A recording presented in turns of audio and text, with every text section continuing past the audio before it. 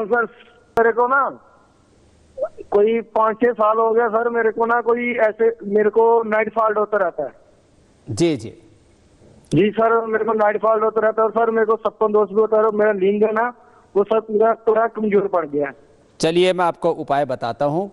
काफ़ी लोग बोलने में संकोच करते हैं, लेकिन ये 15 से और 25-30 साल तक के लोगों की बहुत बड़ी समस्या, 15 से 30 साल के लोगों की तो बहुत बड़ी समस्या है, और अविवाहित लोगों की भी बहुत बड़ी समस्या है, और कई बार तो जो इस अध्यात्म मार्ग पर आ जाते हैं, सन्यासी आदि, उनके लिए भी एक समस्या होती है, लेकिन बोलते नहीं हैं। हमारे यहाँ पर बहुत सकुचाते हैं। तो आपकी समस्या का मैं बहुत सटीक समाधान बता रहा हूँ। सामान्य रूप से आंवला चूर्ण खाने मात्र से ही ये स्वप्न दोष की, नाइट फॉल की समस्या से छुटकारा मिल जाता है।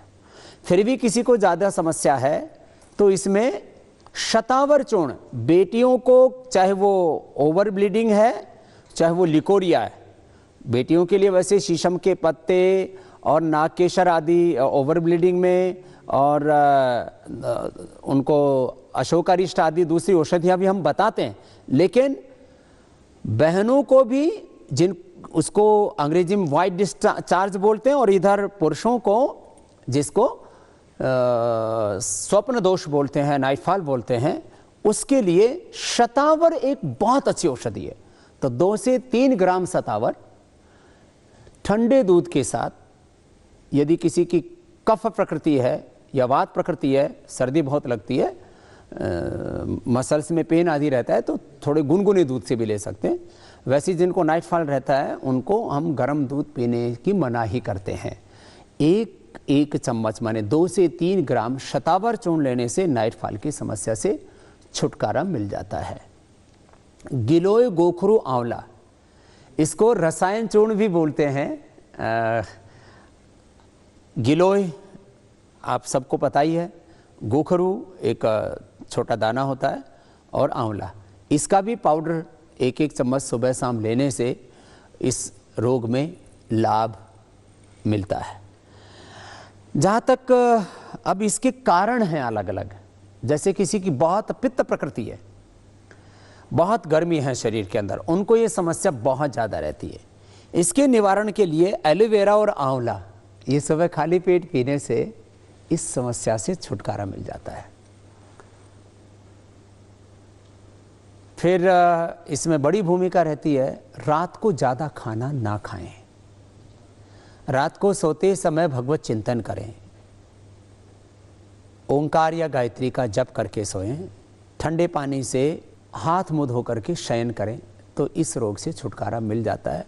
ये कोई बड़ी बात नहीं है। हाँ, जिनकी कफ प्रकृति है, जिनकी वात प्रकृति है, वो चंद्र प्रभावटी, पुरुष और महिलाओं को जिनको वाइट डिस्चार्ज के प्रॉब्लम हो, स्त्री रसायन 1-1 गोली का सेवन करते हैं, तो उनको इस समस्या से छुटकारा मिल जाता है।